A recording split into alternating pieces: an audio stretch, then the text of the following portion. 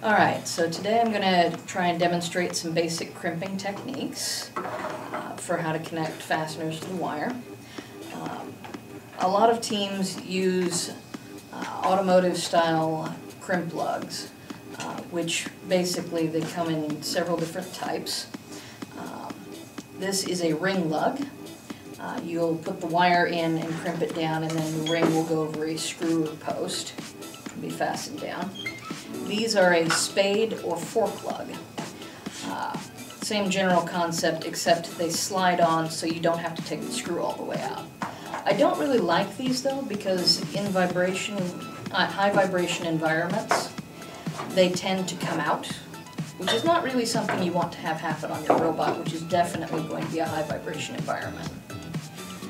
We've also got male and female quick disconnects. You set a wire in each one of these, and then they will slide together like this. The problem with these is quick disconnect doesn't mean easy disconnect, and frequently when you want them to come loose, they won't. And then this is a butt splice. You'd basically put one end of two different wires in, one end of a wire in here, one end of a wire in here, crimp both sides, and you've connected two wires in. They tend to get used when you've cut your wires a little too short and need to make an emergency repair. These fasteners are much nicer. They're called Anderson power poles. You get this little metal piece, which you'll crimp onto your wire, and then it'll slide into these housings. This connector doesn't have the wire inserted yet. You can see the flat metal plate that you're sliding in over. On this one, you've got the curved bit of the crimp that slid over that plate and won't pull back out. And these housings, once you've got two of them, they only connect together one way.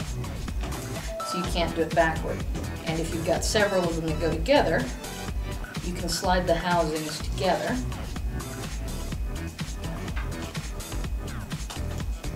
Like that. And they'll stay together, and you can have a matching set that won't come apart. They are much easier to disconnect, but they can also be set up so that they're very stable and won't come apart unless you want them to. For crimping this style, you use a crimper. Now these come in three colors: yellow, blue, and red, based on the gauge of the wire that goes in them. The yellow will be for your large wire, your 12 and 10 gauge wire.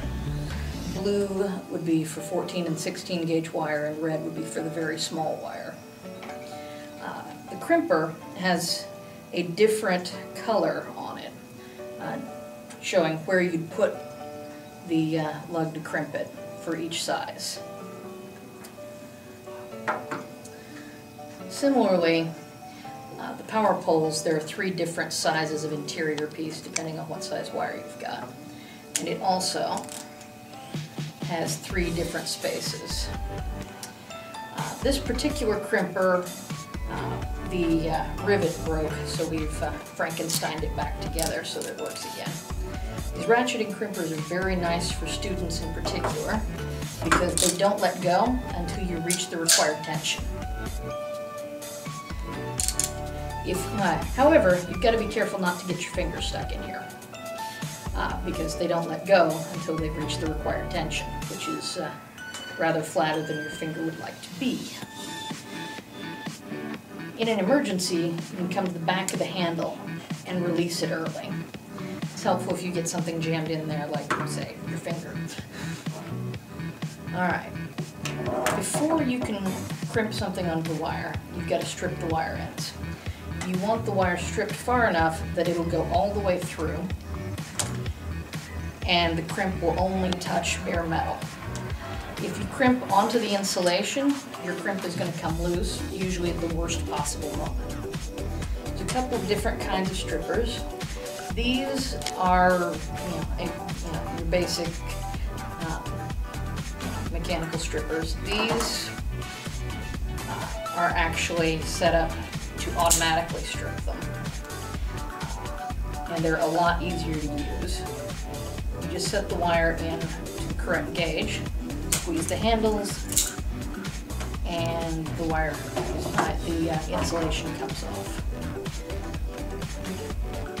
These, basically got to cut the insulation all the way around, and then apply some pressure.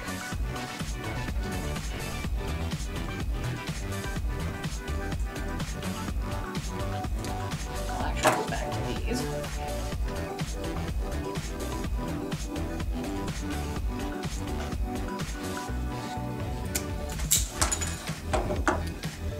Okay. This end, I'll do with a ring lug. So this is going to slide in until you can see the copper coming through. Then I check inside here, I don't know if you can see this, to make sure that I've got metal on metal at the back of the crimp. Now,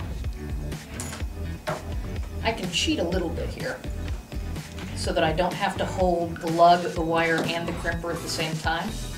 I'm just going to go ahead and set this in the jaw and just clamp down gently till it's just holding it. And then slide the wire in again. And then just crimp on down until it releases. Once you've crimped it, you want to do what's called the jiggle test. That was a bad crimp.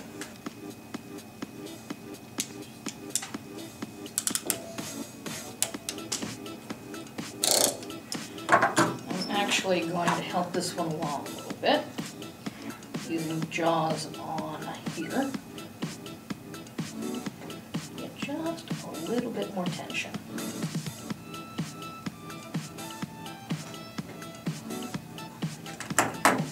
And that one is solid.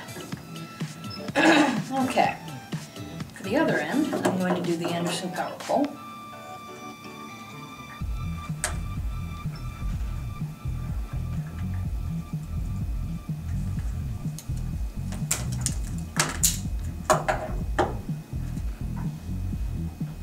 Okay. You can see I've got the copper going all the way through. Alright, so these,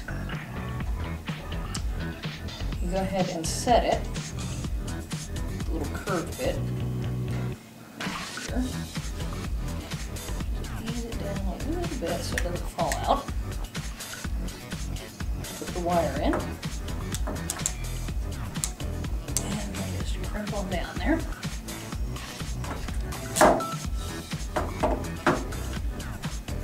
Okay, good first try. Alright, now that I've got this done, I've got to insert it into the housing. Now, you can see there's a little metal tab in here.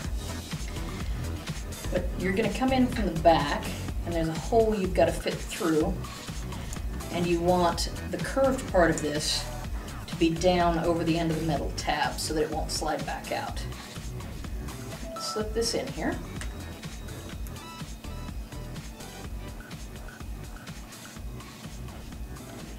Wiggle it until it comes all the way through and clicks.